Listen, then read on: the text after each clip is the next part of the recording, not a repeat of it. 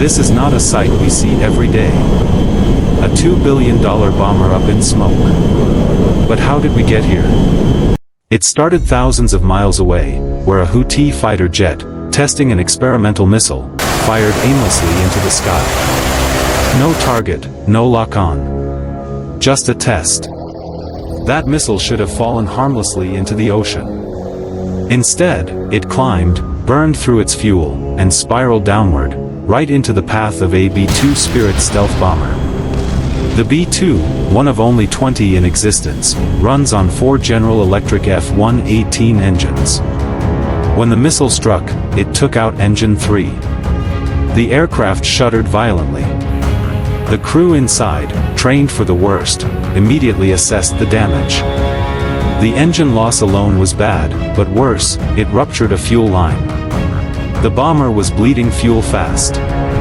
At that moment, 30,000 feet below, a U.S. Air Force HH-60G Pave Hawk helicopter was en route to an undisclosed location. Inside sat Captain Sam Carter, a seasoned pilot, and his daughter, Lieutenant Emily Carter, a communications officer on her first real mission. She can still remember when the brief was handed over to her by hand on a printed paper. It was not sent electronically. This mission was too sensitive to risk interception. A democratically elected government was hours away from being overthrown by extremists. The B-2 was carrying the payload that could stop it. But with fuel leaking, that payload might never reach its target. Emily knew that her father is worried. They both want the tanker to get to the B-2 before it runs out of fuel. They can't afford emergency landing behind enemy lines.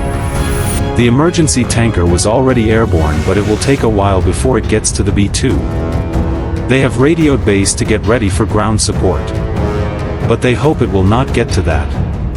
Soon, the damaged bomber dropped altitude, lining up behind the tanker, its crew fighting every warning alarm screaming in the cockpit.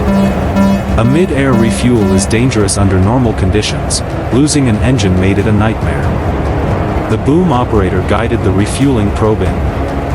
For a second, the connection was shaky. Then, contact. Fuel flowed. The B-2's gauges climbed. They were back in the fight. The mission would continue. And the fate of a nation still hung in the balance.